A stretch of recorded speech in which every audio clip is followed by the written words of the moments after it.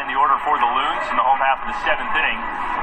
Brad Tunney, Chris Foster's with you now this afternoon. We began this morning, 10:39 a.m. first pitch, the first of 3 kids' day games at Dow Diamond this season. Hopefully the coffee not wearing off just yet. And you're still hanging around for a 2-1 Loons lead in the 7th inning. A reminder that Loons baseball is brought to you by Miller Lite. It's not just America's pastime, it's Miller time. Maybe not time for Miller Lite just yet. Not even one. Beers at lunch. It's been done before. Wind absolutely whipping around now and making its way into our booth. Might have to break out the bobbleheads as paperweights.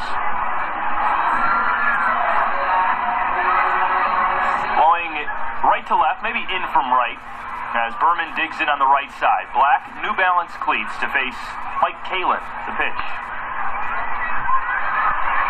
And the right-hander funnels in a called strike one.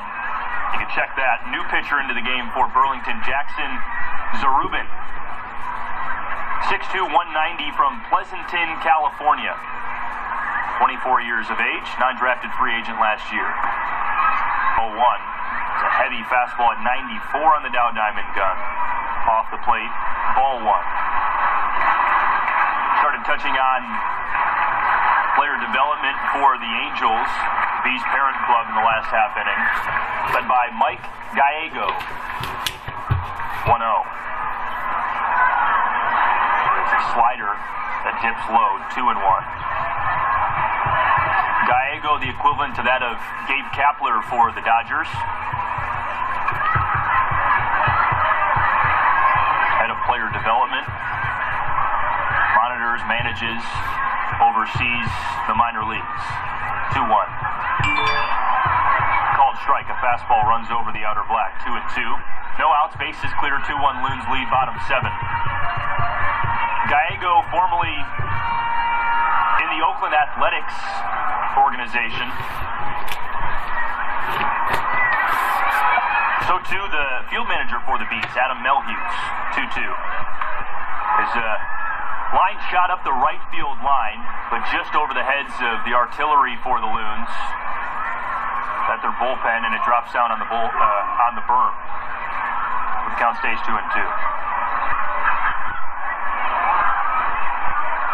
Gallego was dismissed as the A's third base coach under first-year general manager Billy Epler to start last season. Found himself without a job. Break even, 2 apiece. Berman slices it over the netting to our right. Pause for the moment at 2 balls and 2 strikes. Gallego had ties to the Angels organization.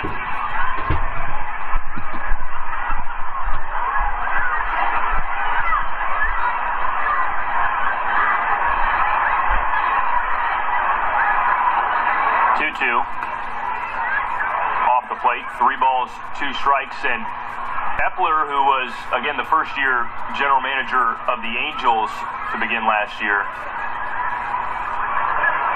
gave a call to Gallego. Mike assumed it was maybe to be the field coordinator, bench coach, roving coordinator in the minor leagues. Never thought the head of player development. That's what it was for. Break even. There's a high fly ball whacked up the right field line with tail, and it's falling into the grounds department. We stay full 3-2.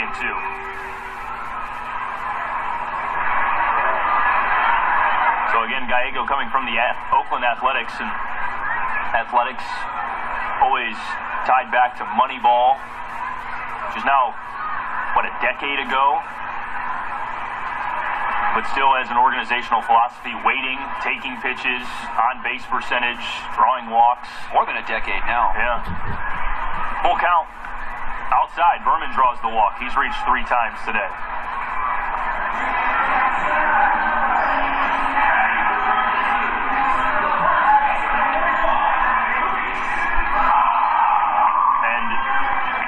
talked to Michael Bruskowski, the broadcaster for the Bees. He thinks that's part of the reason why the Bees are considered such a patient, passive offense. Comes from the top down. Here's Luis Paz. Lefty bat against the righty. The pitch. Zarubin served him a high fastball, and Paz fouled it off left field side. And speaking from experience, too, with the way the Dodgers have run their minor league side of things, you definitely see after a couple of years, this for the Dodgers, year 3 with Gabe Kapler as the farm director, you really start to see some of those philosophies trickling down throughout the club, top to bottom. One strike pitch. Zarubin leaves the fastball off the plate. It really does start at the top. And sometimes it takes a while to percolate down throughout the system like this, but with consistency and with stability, you can really create a cohesive unit among all of your minor league teams and personnel. Epler last year took over one of the worst farm systems in baseball. The Angels, 1-1. The changeup that pops out of the mid of Sanger up the first base line. A called strike. No advance from Berman at first. No outs in the 7th inning. It's 2-1 Loons. Winner today takes the set.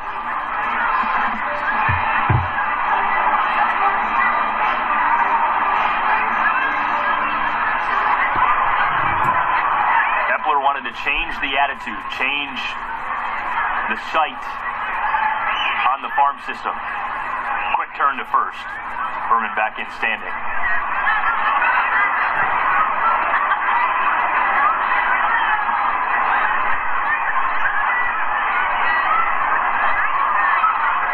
It is getting cold. Got the jacket on. Shaking your head. 1-2. Slapped back to the screen. I just can't believe this weather, man. This is March. This isn't May. But in my dogged determination to find the silver lining, it's a great opportunity for us to see the Burlington Bees warm-up jackets. Those look like some old-school Letterman jackets or something like that. Blue with the yellow bumblebee stripes around the upper arms. Pretty cool. Quick turn to first. Berman back in.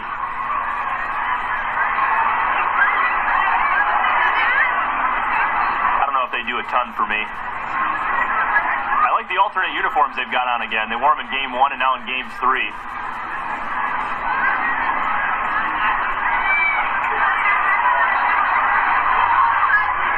1-2 to Paz. Sharp bouncing ball, foul of first and into the Loons bullpen.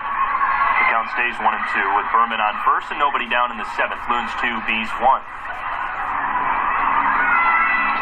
Snap here in May. This is starting to feel like a series the Loons had actually in April of last year when they were on the road against the Western Division.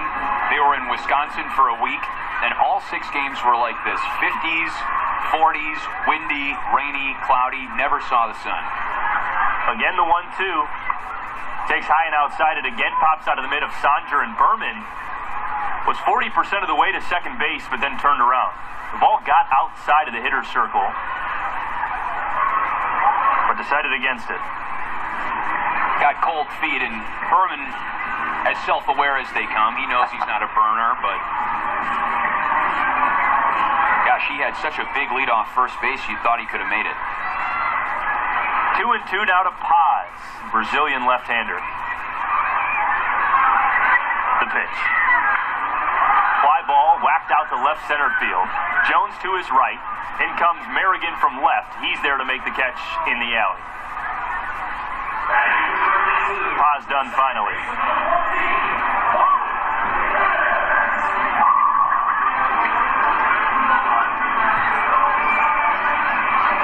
Moises Perez, one of 4 right-handers on the card for first-year field manager Jeremy Rodriguez. He digs in with 1 out, the man on first.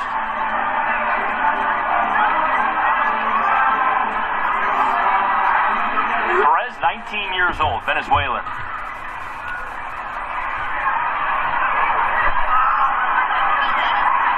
The pitch. Fastball at 93, right down the gut, strike one. Interlocking GL in center field got a fresh combing yesterday. We say combing because once it's mowed into the grass, they don't continue to re-mow it to make it more defined. 0-1. Rip and a miss. Breaking pitch from Zarubin, right-hander. They literally go out there with like a brush and just stroke it so the blades of grass contrast with the other blades of grass that go the opposite way. Two-strike pitch. Another breaking ball. This time Perez catches a piece of it and fouls it off first base side.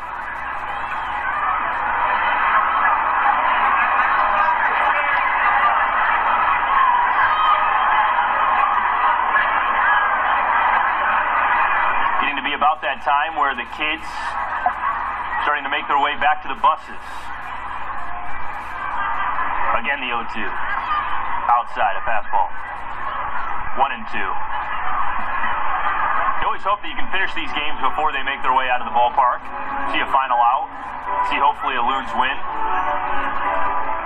More times than not,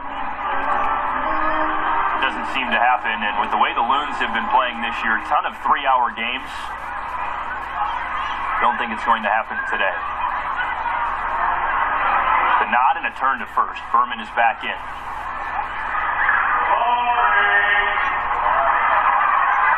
I don't know if Berman deserves the attention he's getting at first right now. Well, big moment in the game, one-run game. You don't want to get this guy into scoring position if you're Burlington. Here's the 1-2. Zarubin whips it low and outside, and it gets to the backstop. So Berman is able to take second base. Wild pitch.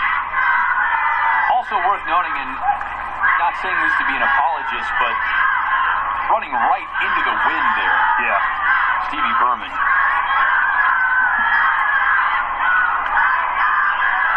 Man in scoring position with one out in the seventh inning. Loons leading 2-1.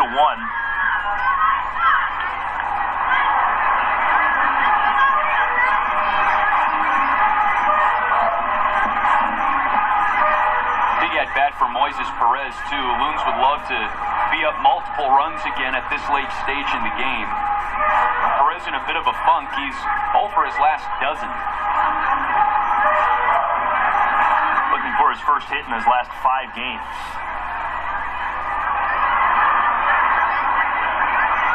Zarubin's 2-2.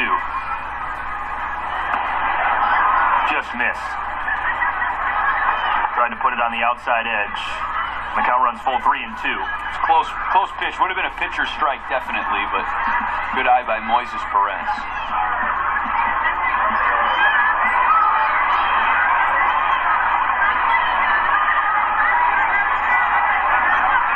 I'll look to second. Now the toss. Right back up the middle, and it found the glove of Zarubin on the hill. No better way to put it. Zarubin had no idea it was going to fall into his glove until it hit the back of his hand, and that's out number 2. And it's interesting reading the reaction of Moises Perez on the way back to the dugout. He's got a smile on his face, and sorry, Brad. Berman, noticing that the third baseman Sanchez was going over to Zarubin, his pitcher, to make sure he was okay. Berman, with nobody covering the bag at third, sprinting from second base, is in there safe on a head-first slide. Sanchez thought time was called. And then Zarubin had to run off the hill and ended up diving to try to tag Berman. And now Zarubin with a big amount of chalk from the third base line on the back of his jersey. Heads-up play by Stevie. Big smear. And we have to take back the credit we did not show Berman with his speed there. Well, it's brains over brawn every time, right? Adam Melhuse, the field manager for Burlington, maybe deeming it too cold to come out of the dugout for an argument.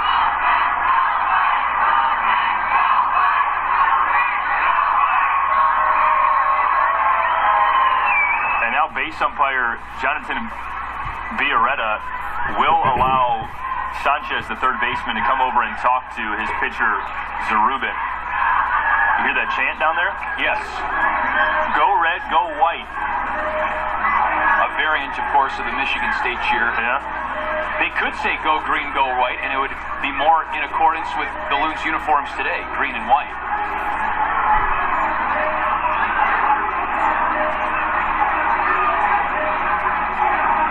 Trainer out of the Burlington dugout. That's Richard Gill. As to his Jairo Cuevas.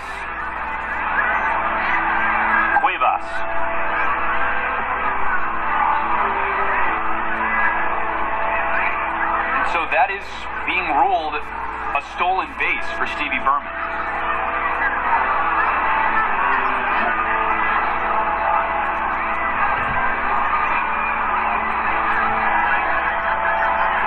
Loons are the man 90 feet away and 2 outs. Leadoff hitter Sage Janko waiting his turn.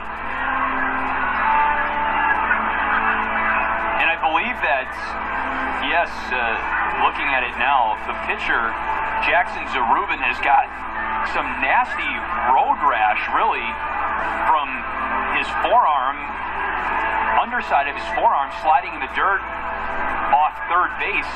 It's really an open wound. Nice strawberry? Yes, raspberry, strawberry. I'm trying to remember what, because I've heard that. I can't remember if it's strawberry or raspberry, but I think strawberry is right. Not to spoil the appetite if you have a fruit salad for lunch listening in today. Yeah, he's got 2 big Band-Aids just above his right elbow. He'll get a couple of throws to make sure he's all right. Probably not too bad right now if it is on the elbow and the throwing elbow, but once that scabs up, it might be a bit tougher to stretch that scab out.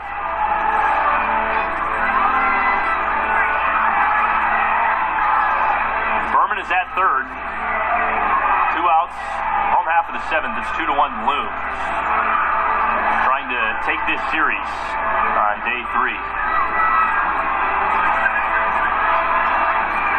Janko blowing into his hands.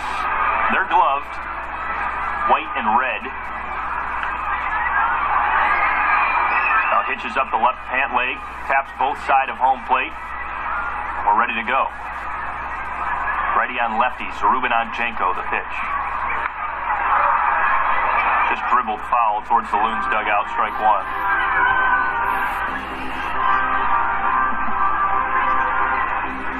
We had our joke of the day with Paul Barbeau the other day from the Loons daily briefing, which was given to game day staff. Today's school-related 0-1. In there, strike 2, low inside corner, a fastball. Chris, why wasn't the geometry teacher at school? He was all bent out of shape. Point. Ding. 0-2. High bouncer to the second baseman, Moreno. Backs up on it, and at the skirt of the grass, funnels it to first. That's out number 3. I didn't think